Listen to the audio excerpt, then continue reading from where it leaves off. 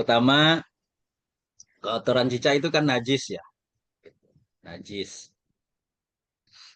Kan dia apalagi dia pemakan daging itu, cicak itu. Nah, yang pertama disepakati oleh seluruh ulama nih, kalau berubah salah satu dari sifatnya karena najis tersebut, rasa, bau, atau warnanya, gitu. Maka seluruh ulama sepakat nih, sepakat tidak sah digunakan untuk bersuci. Nah, bagaimana kalau kemudian kemasukan air yang sedikit apa air di ember ini yang kalau kemudian dihitung kira-kira tidak dua kulah menurut Syafi'iyah. Dua kulah itu kalau kajian literan kontemporernya cuma ada perbedaan agak mencolok tuh Ustaz Wahyu. Kalau di Al-Fiqh Al-Islami wa Adilatuhunya Syekh Wahbah Az-Zuhaili itu dua kulah itu sekarang 270 liter. Tapi kalau menurut Syekh Mustafa Bugho, dua kulah itu 190 liter. Jauh kan ya? Itu jauh itunya itu perbedaannya. Nah, kalau Syafi'iyah kan ada kajian seperti itu. Jadi nih kalau menurut Syafi'iyah nih, air cuma satu ember tidak mencapai misalkan kita ambil yang Syekh Mustafa Bugho 190 liter. Tidak mencapai 190 liter.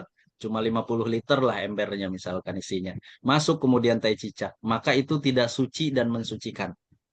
Nah, tapi kalau kemudian jatuhnya ke ember yang isinya 190 liter, ya sekali lagi kita ambil nih yang tadi pendapat Syekh Mustafa Al-Bugho, 190 liter, berarti dua kulah gitu. Kemudian dicek tidak berubah rasa, bau dan warnanya. Tidak ada yang berubah dari rasa, bau dan warnanya tadi. Nah, itu berarti masih bisa digunakan untuk bersuci. Bagaimana dua kulah kemasukan kotoran. Misalkan teh cicaknya tidak satu, banyak gitu ya. Walaupun 190 liter, berubah misalkan baunya, sudah bau tai cicaknya. Apa namanya, itu tetap tidak bisa digunakan untuk bersuci. Nah, itu untuk menurut Syafi'iyah. Nah, kita kemudian selain Syafi'iyah, kalau selain Syafi'iyah, tadi di ember, kalau selain Syafi'iyah kan tidak ada ukuran dua kula. Yang jadi ukuran adalah berubah tidak sifat salah satu dari tiga sifat ya tadi, bau, rasa, dan warnanya. Jadi kalau selain Syafi'iyah, air di ember, kemasukan teh cicak, tinggal dicek. Berubah nggak rasanya? Berubah nggak baunya? Udah bau teh cicak belum? Itu. Berubah nggak apa namanya?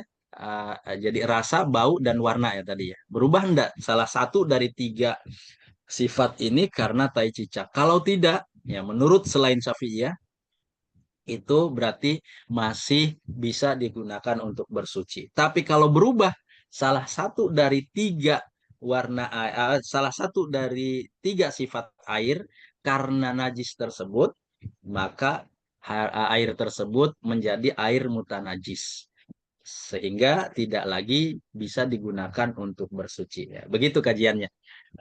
Kalau kajian empat madhabnya ya. Nah, itu eh, jadi seluruh yang bisa digarisbawahi berarti seluruh ulama sepakat gitu. Kalau berubah salah satu dari tiga warnanya berubah karena najis tersebut tidak bisa digunakan untuk bersuci.